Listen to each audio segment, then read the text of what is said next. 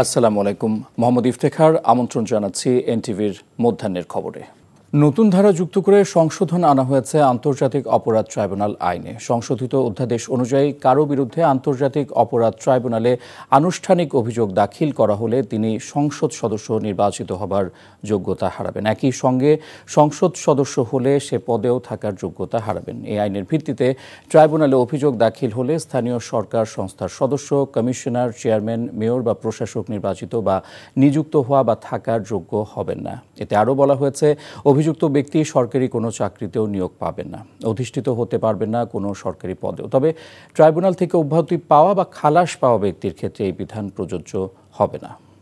মার্কিন শুল্ক আরোপ বাংলাদেশের রপ্তানির জন্য মন্দের ভালো বলা যায়। কারণ হিসেবে তৈরি পোশাক রপ্তানি মালিকরা বলছেন, প্রতিযোগী দেশে শুল্ক আরোপ হয়েছে অনেক বেশি, তাই রপ্তানিতে ভাটা না পড়ার দাবি বিকেএমইএর। তবে গবেষণা প্রতিষ্ঠান র্যাপিড সতর্ক করে বলেছে, আগামী দিনে তুমুল প্রতিযোগিতার বাজারে রপ্তানি কমতে পারে $1 বিলিয়ন উপরে। বিশ্লেষকরা বলছেন, রপ্তানি বাড়ানোর পরিবেশ নিশ্চিত করা না গেলে সামনের দিনের ধাক্কা সামাল দেওয়া কঠিন হতে পারে। এমন পরিস্থিতিতে করণীয় কি, জানাচ্ছেন সেলিম মালিক। মার্কিন শুল্কের ঝড় কূটনৈতিক কৌশলে বেশ ভালোভাবে সামাল দিয়েছে বাংলাদেশ।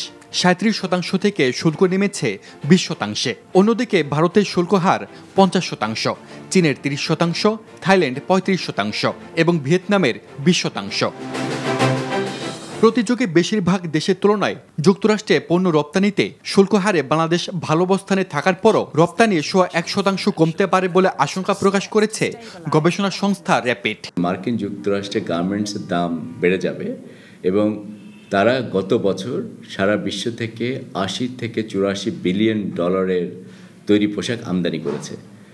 প্রেসিডেন্ট ট্রাম্পের নতুন ট্যারিফের ফলে সেই আমদানিটা 10 থেকে 12 বিলিয়ন ডলার কমে যাবে। যেহেতু ওভারঅল তাদের আমদানি কমে যাবে, সেই সংকুচিত বাজারে বাংলাদেশের মতো দেশের পক্ষে অতিরিক্ত রপ্তানি করার সম্ভাবনাটা কম।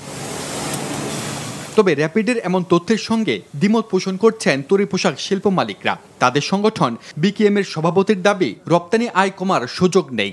চায়নার রপ্তানি যেটা কমবে সেটাও বাংলাদেশে আসবে, ইন্ডিয়ার রপ্তানি যেটা কমবে এটাও বাংলাদেশে আসবে। আমেরিকান কাস্টমার বায়াররা তারা একটা আনইথিক্যাল প্র্যাকটিস শুরু করছে। তারা চাচ্ছে যে এই 20% যেটা ট্যারিফ বেড়েছে এটার একটা অংশ আমাদের রপ্তানিকারকদের উপর চাপিয়ে দেওয়ার চেষ্টা করছে। আমি আমাদের রপ্তানিকারকদেরকে বলবো যে কোনো অবস্থাতেই বায়ারদের এই ধরনের আনইথিক্যাল প্রপোজালকে অ্যাকসেপ্ট করবেন না। শিল্প মালিকদের এমন দাবির প্রেক্ষিতে বসিনা থেকে সংকট মোকাবেলায় প্রস্তুতি নিতে হবে সমন্বিতভাবে। ঝুঁকি সামাল দিতে রপ্তানি সক্ষমতা বাড়ানোর তাগিদ বিশ্লেষকদের। এই 20% যে অতিরিক্ত খরচ বাড়লো, এইটাকে সেক্টর এবং বায়ার্স কমিউনিটি, রিটেইলার্স কমিউনিটি এই লেভেলে আলোচনার মাধ্যমে একটা যৌক্তিক সমাধানে পৌঁছতে হবে, যাতে ব্যবসা মানে ডিমান্ডেরও কোনো ক্ষতি না হয়, আবার কোনো এক পক্ষকেও অতিরিক্ত ব্যয় বহন না করতে হয়। জাতীয় রাজস্ব বোর্ড এনবিআর এর তথ্যে গত 2024-25 অর্থ বছরে যুক্তরাষ্ট্রে বাংলাদেশ $876 কোটি পণ্য রপ্তানি করেছে, যা আগের অর্থ বছরের তুলনায় 14% বেশি। এই ধারা অব্যাহত রাখতে রাজনৈতিক স্থিতিশীলতা এবং অবকাঠামো উন্নয়ন সহ জ্বালানি সরবরাহ নিশ্চিত করার পরামর্শ বিশ্লেষকদের। সেলিম মালিক, এনটিভি নিউজ, ঢাকা। আগামী জাতীয় সংসদ নির্বাচন আয়োজন সুষ্ঠু ও গ্রহণযোগ্য করতে জাতিসংঘের সহযোগিতা চেয়েছে বাংলাদেশ জামাত ইসলামী। দলের আমির ডক্টর শফিকুর রহমানের সাথে জাতিসংঘের আবাসিক সমন্বয়কারী গুয়েন লুয়েসের সাথে সাক্ষাৎ করার পর এসব কথা জানান দলের জেনারেল সেক্রেটারি মিয়া গোলাম পরওয়ার্স।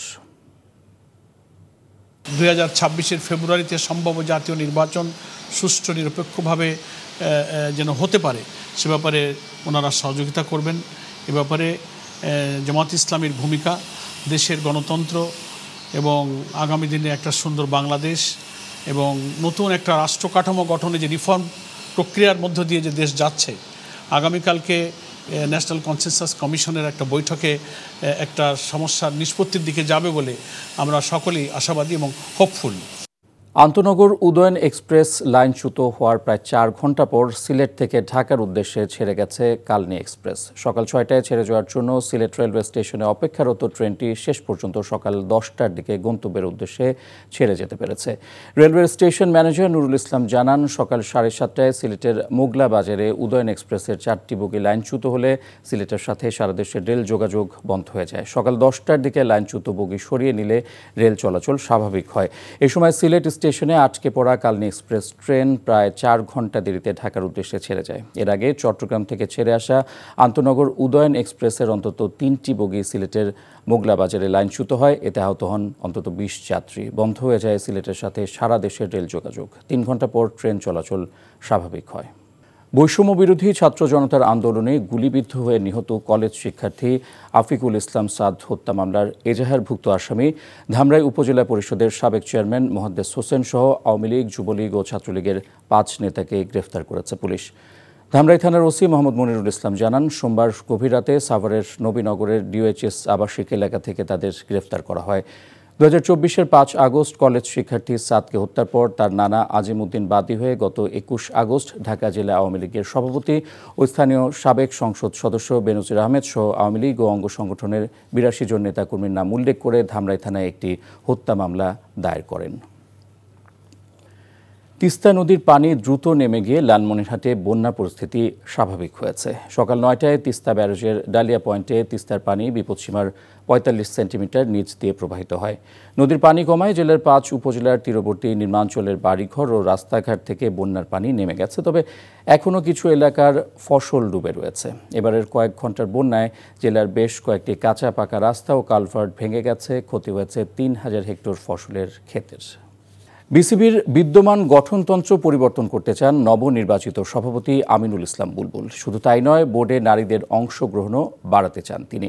এছাড়াও প্রথমবারের মতো পরিচালক হয়ে সাবেক অধিনায়ক খালেদ মাসুদ জানিয়েছেন, বাংলাদেশের ক্রিকেটের উন্নয়ন করতে চাইলে একটি দল হিসেবে কাজ করে যেতে হবে। নিলয় মজুমদারের রিপোর্ট। মাসব্যাপী নাটকীয় নানা ঘটনার পর এবার ৪ বছরের জন্য বিসিবি সামলাবেন আমিনুল ইসলাম। ১৫টি ক্লাবের ভোটাধিকার বাতিল, এর জেরে তাইম ইকবালের নেতৃত্বে ঢাকার শীর্ষ ক্লাবগুলোর প্রতিনিধিদের সরে দাঁড়ানো, শেষ মুহূর্তে ১৫টি ক্লাবের ভোটাধিকার ফিরে পাওয়া, ২বার এই ব্যালট অনুষ্ঠিত হওয়া, এমন সব বিতর্কের মাঝেই বিনা প্রতিদ্বন্দ্বিতায় নির্বাচিত হওয়া নতুন সভাপতি মেনে নিয়েছেন বিদ্যমান গঠনতন্ত্রে সমস্যা আছে, তা পরিবর্তনের আভাসও দিয়েছেন তিনি। এখন যে গঠনতন্ত্রটা আছে সেটা আমাদেরকে দেখেন, ক্রিকেট কিন্তু ল প্রত্যেক বছর চেঞ্জ হয়। ক্রিকেটের ল সাথে সাথে ছোটো ছোটো প্লেয়িং কন্ডিশনে চেঞ্জ আসে। আমাদের এই কনস্টিটিউশনে কিন্তু কোনো চেঞ্জ আসেনি। তো আমরা বেসড অন দি নিড আমরা অবশ্যই সেখানে কিছু চেঞ্জ, সবচেয়ে বড় চেঞ্জটা আমার কাছে মনে হয় যে আমাদের এই ক্রিকেট বোর্ডটা পুরুষতান্ত্রিক ক্রিকেট বোর্ড। এখানে ইমিডিয়েটলি আমাদের জেন্ডার ইকুয়েশনের জন্য আমাদের মনে হয় এখানে ফিমেল ডিরেক্টর দরকার আছে, ইন্ডিপেন্ডেন্ট ডিরেক্টর দরকার আছে। আমিনুল ইসলাম বুলবুল, ফারুক আহমেদ ও খালেদ মাসুদ পাইলট তিনজনই একসময় নেতৃত্ব দিয়েছেন জাতীয় দলকে। প্রথমবারের মতো পরিচালক হয়ে খালেদ মাসুদ জানিয়েছেন তার পরিকল্পনা। বাংলাদেশ টিম দেখবেন যে নিশ্চয়ই বুলবুল অলরেডি একটা প্ল্যান করেছে। আমি যত জানি যে নেক্সট 2 বছর 4 বছর আমরা কোথায় রাখতে চাই। তো বিগত দিনগুলোতে ট্রেন আমি স্টেশন চলে আসছি, ওই পিছন দিকে না থাকে আমরা সামনের দিকে কী করতে পারি সেটা চিন্তা ভাবনা আমরা করবো অবশ্যই। বিকজ এই টিমটা আমার মনে হয় যে খুব ভালো একটা টিম পাওয়া গেছে। তবে শুরুতেই চ্যালেঞ্জের মুখোমুখি হতে হবে আমিনুল ইসলামকে। নির্বাচনে অস্বচ্ছতা ও সরকারি হস্তক্ষেপের অভিযোগ করে আবাহনী, মোহামেডানের মতো ক্লাবগুলো লিগ বর্জনের হুমকি দিয়ে রাখায় তাদের মাঠের ক্রিকেটে ফেরানোই হবে সভাপতির প্রথম সাফল্য। Niloy Majumdar, NTV news, Dhaka. আর এই ছিল মধ্যাহ্নের খবর। এই খবরের ভিডিও সহ আপডেট জানতে ভিজিট করুন এনটিভি অনলাইন www.ntvbd.com। এছাড়াও এনটিভির জনপ্রিয় সব অনুষ্ঠান ও খবরের আপডেট জানতে ভিজিট করুন আমাদের ইউটিউব ও ভেরিফাইড ফেসবুক পেজ। দুইটায় দুপুরের খবর দেখার আমন্ত্রণ রইল। ধন্যবাদ সবাইকে।